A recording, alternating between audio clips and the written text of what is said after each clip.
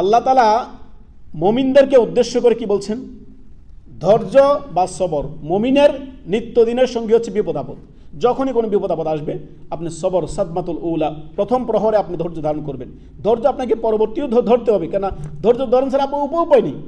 ধৈর্য আপনাকে ধরতে হবে। হয়তো কিছুক্ষণ পরে হাই হুতাশ করলেন, কান্নাকাটি করে, হে আল্লাহ রে আমাকে দিতে দিল না, রে দিল না, আমাকে দিল না, এই করল না, সে করল না, কতক্ষণ হাই হুতাশ করে শেষ পর্যন্ত ধৈর্য ছাড়া আপনার কোনো উপায় নেই। তো উপায় যাতে নাই, তো প্রথম প্রহরে আপনি ধৈর্যটা ধারণ করুন।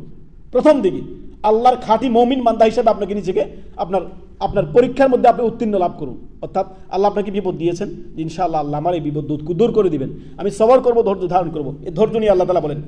আল্লাহ সূরাতুল বাকারা 153 নম্বর আয়াতে আল্লাহ তাআলা বলেন, ইয়া আইয়ুহাল্লাযীনা আমানু, হে ঈমানদাররা শোনো, ইসতাঈনু বিস-সাবরি ওয়াস-সালাহ, তোমরা সালাত আল্লাহর কাছে সাহায্য কামনা করো কি দিয়ে? সালাত দিয়ে। অতএব মুমিন বান্দা যখনই কোনো বিপদ আপদে পড়বে তার জন্য আল্লাহ তাআলা বড় একটি অফার রেখেছেন। যে কোনো সময় নফল সালাত পড়তে পারেন না? সুন্দর করে ওযু করে 2 রাকাত নামাজ পড়ে আল্লাহ আপনি আমার বিপদ আপদ দূর করে দেন বলতে পারেন না? আল্লাহ তাআলা বলছেন, ইয়া আইয়ুহাল্লাযীনা আমানু ইসতাঈনু বিস-সাবরি ওয়াস-সালাহ ইন্নাল্লাহা মা'আস সাবিরিন, হে ঈমানদারগণ শোনো, তোমরা ধৈর্য ও সালাতের মাধ্যমে আল্লাহর কাছে সাহায্য কামনা করো। আল্লাহর কাছে সাহায্য চাইতে আল্লাহ বলছেন। তো সাহায্য চাওয়ার একটি বড় মাধ্যম হচ্ছে সালাত। সালাত আল্লাহর যখন একটা বান্দা সিজদায় যায়, মানুষের সবচেয়ে সম্মানিত স্থান হচ্ছে মানুষের মাথা, কপাল। সেই কপাল যখন আল্লাহর সামনে তার বান্দা লুটিয়ে দেয়, সুবহানাল্লাহ, ইয়া আল্লাহ আমি বিপদে পড়েছি, আল্লাহ আমাকে রক্ষা করেন। আপনি এই কথা বলতে লজ্জা লাগে? যখনই কোনো বিপদ হবে, বিপদ আপদ আসবে, প্রথম প্রহরে ধৈর্য ধারণ করুন, সবর করুন। আল্লাহ আপনি আমাকে বিপদ আপদ দিয়েছেন, আমাকে ধৈর্য ধারণ করার তৌফিক দান করুন, আর এই বিপদ থেকে আল্লাহ তাআলা আমাকে আপনার উদ্ধার করুন। আপনার একমাত্র উদ্ধারকারী আপনি। ইয়্যাকা না'বুদু, আল্লাহ আপনারা আমি ইবাদত করছি, ওয়া ইয়্যাকা নাস্তাইন, একমাত্র আল্লাহ আপনার কাছে কি করছি? সাহায্য চাচ্ছি।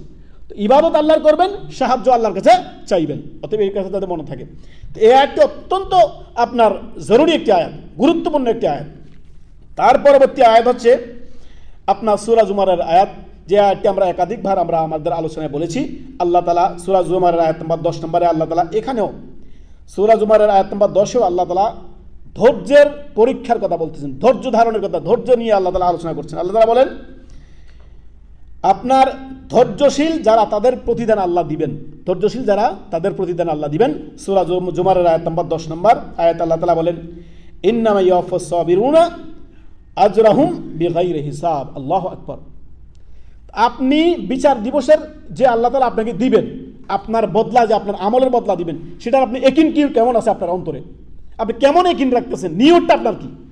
যে আমি যদি ধৈর্য ধারণ করি, বিপদে আপদে বালা মুসিবতে যদি আমি ধৈর্য ধারণ করি, আমার রব আমাকে বলতেছেন ইন্নামা ইয়াওয়াফাস সাবিরুনা আজরাহুম বিগাইরি হিসাব। আল্লাহ তাআলা বলছেন বেহিসাব আপনার প্রতিদান দিবেন আল্লাহ তাআলা। সুবহানাল্লাহ। ধৈর্যশীলদের জন্য বেহিসাব প্রতিদান, কোন হিসাব ছাড়া আল্লাহ হিসাববিহীন প্রতিদান দিবেন। সুবহানাল্লাহ।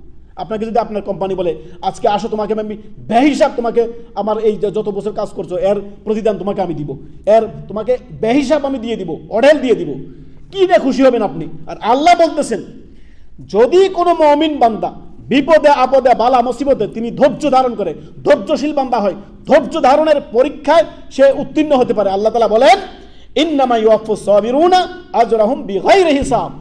মুমিন বান্দাদেরকে বেহিসাব, গায়রে হিসাব তাদেরকে তার প্রতিদান দেওয়া হবে। সুবহানাল্লাহ। রব্বুল আলামিন বলতেছেন প্রতিদান দিবেন বেহিসাব, যেই রবের কাছে কোনো কিছুর কমতি নেই। দুনিয়ার সমস্ত ধনাঢ্য ব্যক্তিকে তিনি দিয়েছেন, তিনার ধন থেকে কখনো কমবে না। সমস্ত সৃষ্টি তার মুখাপেক্ষী, আর সমস্ত সৃষ্টি একমাত্র তারই মুখাপেক্ষী, তিনি কারো মুখাপেক্ষী নন। সুবহানাল্লাহ। আল্লাহুস সামাদ। আল্লাহু আকবার। অতএব বিপদ আপদ বলা মুসিবতে ধৈর্য ধারণ করবেন। কি করবেন? সবর করবেন, ধৈর্য ধারণ করবেন, হাই হুতাশ করবেন না। আল্লাহ আর কাউকে দেখলো না, শুধু আমাকে দেখলো। আমাদের দেশে অনেক মানুষের এমন শুনতে পাওয়া যায়, তাই না? খুব এটা আল্লাহর সাথে বেয়াদবি। আল্লাহ আপনাকে বিপদে আপদ দিয়েছেন, আপনি ধৈর্য ধারণ করুন, সবরের পরিচয় দিন। আল্লাহ বলতেছেন আজরাহুম বিগাইরি হিসাব, আমি তাদেরকে নেকি দিব, আজর দিব, বিগাইরি হিসাব, বেহিসাব দিব। সুবহানাল্লাহ। অতএব বেহিসাব নেকি পেতে হলে আপনি ধৈর্য ধারণ করুন, সবর করুন। সাদমাতুল উলা, প্রথম প্রহরে। ইন্না লিল্লাহি ওয়া ইন্না ইলাইহি রাজিউন। নিশ্চয়ই আমরা সকলে আল্লাহর, আর আমাদের প্রত্যাবর্তন আল্লাহর দিকে। সুবহানাল্লাহ। অতএব এই কথাটা